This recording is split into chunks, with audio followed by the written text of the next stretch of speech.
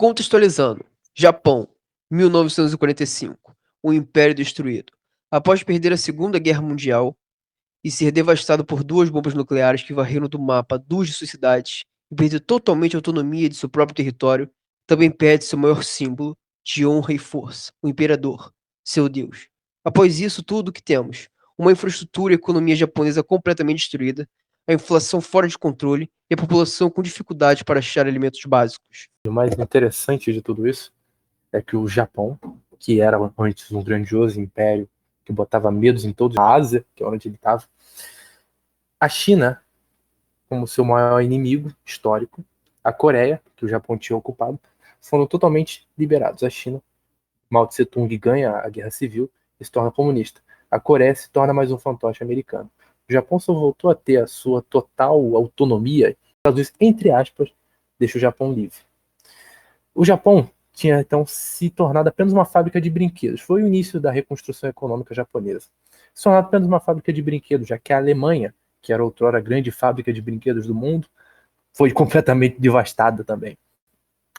O Japão perde, principalmente, o seu grande símbolo, que é o imperador, seu próprio deus. Na carta de rendição, Hirohito disse apenas um homem, não um deus.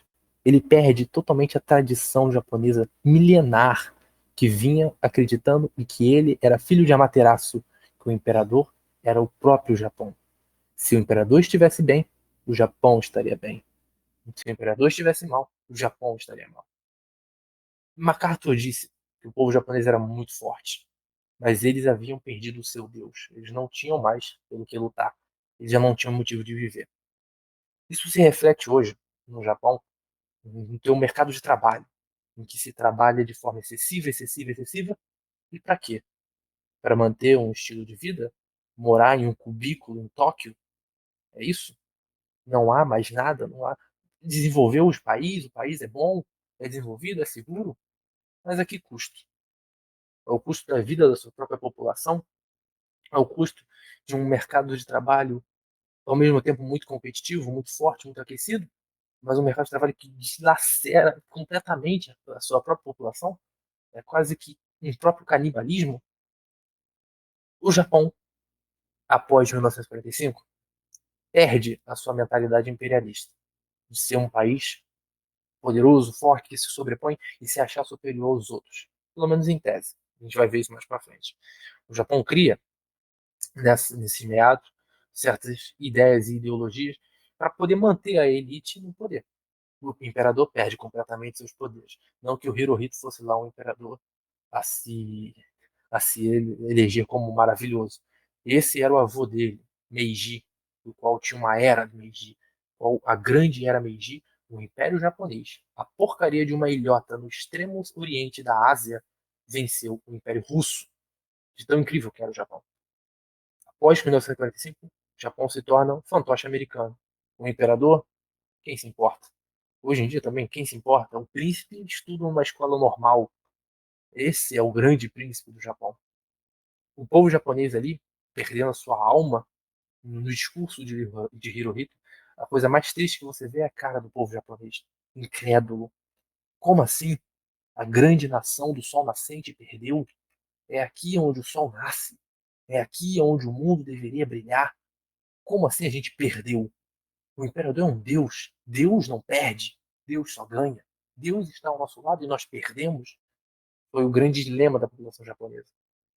Ali eles perdem completamente o seu espírito. E os americanos querem isso. Afinal de contas, um povo sem espírito é um povo muito fácil de controlar. Como se tornou mais tarde o coreano. O japonês, por não ter seu espírito, ter perdido esse espírito, ele tem que fazer isso e tem que recuperar isso de outra forma. E como ele recupera isso? Trabalhando. Trabalhando para o grande capital. Com o final da guerra completa e destruição do Japão, os americanos tomando o controle, como já havíamos dito, o Japão tem a sua constituição feita. Em uma era, em 1945, meu Deus do céu, tínhamos Churchill, homens extremamente mais conservadores, apesar de que já não eram tudo isso.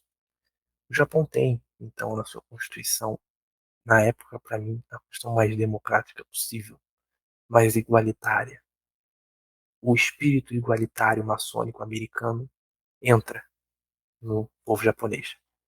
Direitos iguais e tudo mais. Ou seja, é um povo que há um mês atrás, alguns tempos atrás, era extremamente tradicional, uma organização tradicional, um império propriamente dito, no seu máximo, um patriarcado em seu máximo, se torna, do dia para a noite, um povo com uma constituição igualitária. Claro que isso não fez bem para a cabeça do japonês.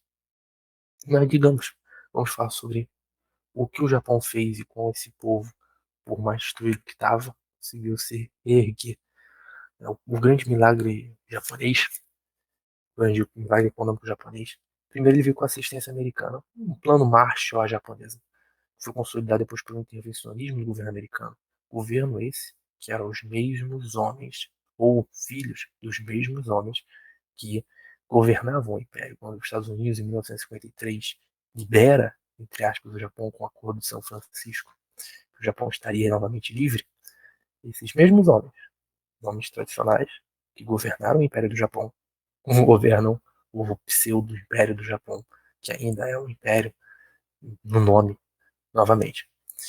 Eles focam e constroem uma economia forte, grande parte pelo Ministério do Comércio e da Indústria.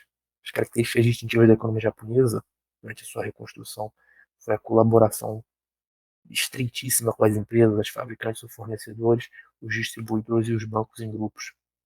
Ou seja, o governo fez uma forma de conseguir negociar diretamente com a iniciativa privada. Um intervencionismo seu ápice, muito diferente do capitalismo americano, mais liberal. Pelo menos em tese. A gente sabe que os Estados Unidos é um país extremamente intervencionista, mas os liberais negam. O governo priorizou a sua educação e o domínio das altas tecnologias, já que a mão de obra eles já tinham, estavam destruídos pós-guerra. A mão de obra não era o que faltava. O Japão era uma China muito mais pobre, mas era uma China com muito mais potencial na época, priorizando a educação das suas gerações. Lembre-se, não eram mais os americanos no poder, eram novamente os homens do Império Japonês.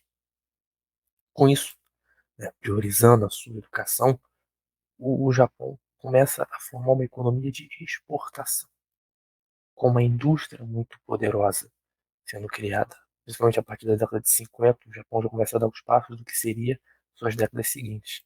Em 1960, o Japão já havia renascido, indústria, primeira indústria básica, indústria de nível básico já construída. E começa a ampliação do setor privado nas leis mais brandas para o desenvolvimento corporativo. A criação do ministério específico, o MIT, Ministry of International Trade and Industry, foi fundamental para a concretização da indústria e tirando tecnologia das importações de bens, eles separam isso e se torna um país extremamente tecnológico. Novamente, os mesmos homens que governaram o império novamente fazem o Japão renascer, o mesmo povo, sem alma. E aí acontece uma coisa muito interessante. Começa, então, como tudo é flor, de 91 a 2000 o Japão teve sua década perdida, com o estouro da sua bolha de ativos. Mais tarde, a crise dos tigres asiáticos, que seria Singapura, Coreia do Sul e tudo mais. Os países ali da Ásia, que outrora grandes inimigos do Japão, em qual o japonês via até como inferiores. Com taxas de juros muito baixas, as empresas japonesas se tornaram dependentes do empréstimo e não mais geravam lucros. Isso acontece até hoje, se tornando empresas zumbis. Uma economia estagnada por causa dos juros muito baixos. O Japão se torna uma economia estagnada, com as empresas não geram lucros. Elas precisam pegar empréstimo para pagarem empréstimo, viverem de empréstimo, porque o governo não as deixa quebrar, porque se quebrarem causam desemprego. Uma economia estagnada e uma previdência cerrada como o Japão está, seria a pior coisa que pode acontecer para a nação japonesa. E aí entra a parte, novamente, da perda da alma do japonês. A partir do momento que o imperador perde o seu poder, os mesmos homens do passado estão novamente na administração japonesa, mas eles se esquecem de que o povo não há mais alma.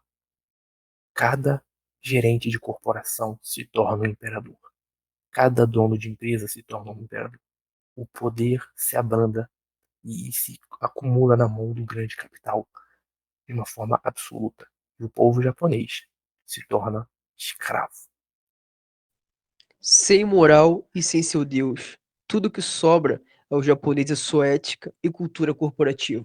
Como uma vez disse Shirahaze, do Departamento de Sociologia da Universidade de Tóquio, as longas horas de trabalho no Japão são um problema básico que deriva da ética de trabalho e cultura corporativa enraizada no ambiente profissional do estilo japonês.